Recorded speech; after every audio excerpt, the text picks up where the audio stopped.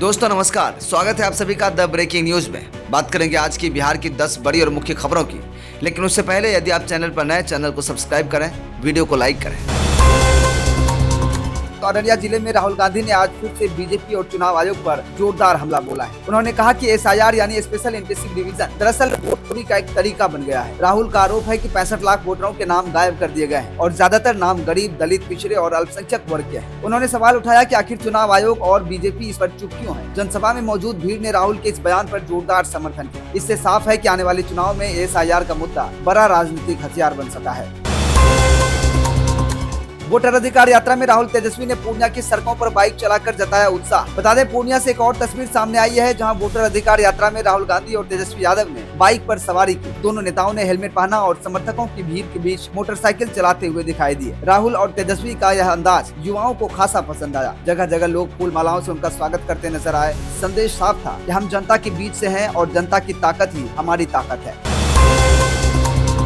तीव्र बारिश ने नालंदा, जहानाबाद और गया में फ्लैश फ्लड जैसे हालात। अब मौसम की बात बता दें, पिछले 24 घंटे में बिहार के कई जिलों में मूसलाधार बारिश हुई। नालंदा, गया और जहानाबाद में अचानक से नदियों का जलस्तर बढ़ने से फ्लैश फ्लड जैसी स्थिति पैदा हो गई। फल्गु, लोकायन और मुहाने नदी उफान पर है। निचले इलाकों में पानी भर गया है। प्रशासन ने राहत और बचाव कार्य शुरू कर दिया है। लोगों से कहा गया है कि नदी किनारे और निचले क्षेत्रों में सतर्क रहें।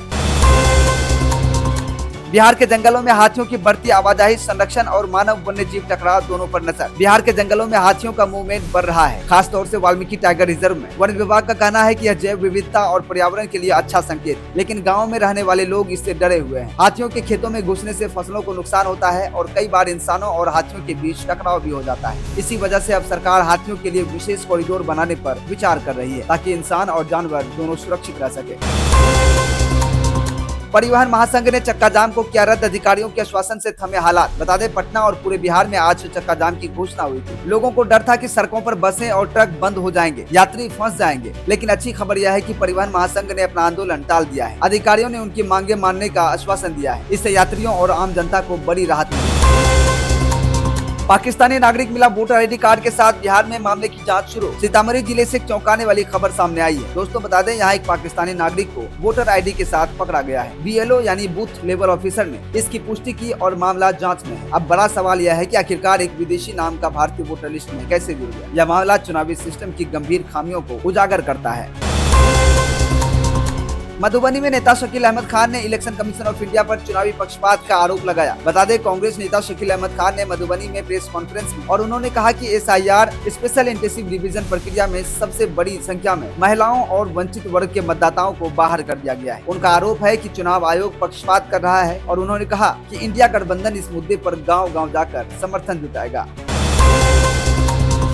वोटर अधिकार यात्रा के दौरान सुरक्षा में चूक, एक व्यक्ति ने राहुल गांधी को करीब से मिलने की कोशिश। बता दें, पूर्णिया से एक और बड़ी खबर सामने आई है। बाइक रैली के दौरान अचानक एक शख्स राहुल गांधी के पास पहुंच गया। वह उन्हें गला लगाने की कोशिश कर रहा था, लेकिन सुरक्षा कर्मियों ने तुरंत रोक लिया। यह पूरी घटना कैमरे में कैद हो गई और सोशल मीडिया पर वायरल हो गई। हालांकि बाद में पता चला कि वह व्यक्ति सिर्फ नजदीक से राहुल से मिलना चाहता था। लेकिन सवाल यह है कि इतनी सुरक्षा व्यवस्था के बावजूद यह कैसे हो गया।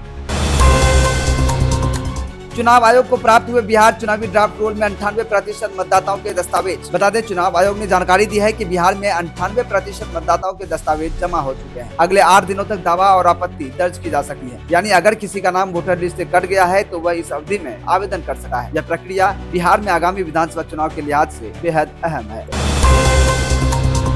पटना के पास औंटा सिमरिया 4 लेन पुल का उद्घाटन, बन गया एशिया का सबसे चौड़ा पुल। अब अंत में बात करते हैं विकास की बड़ी खबर की। बता दें, पटना के पास गंगा नदी पर बना औंटा सिमरिया 4 लेन पुल आम जनता के लिए खोल दिया गया है। इसे एशिया का सबसे चौड़ा पुल कहा जा रहा है। इस पुल के बन जाने से पटना, बेगूसराय और भागलपुर की दूरी काफी कम हो जाएगी। व्यापार, उद्योग और रोजगार के नए रास्ते खुलेंगे।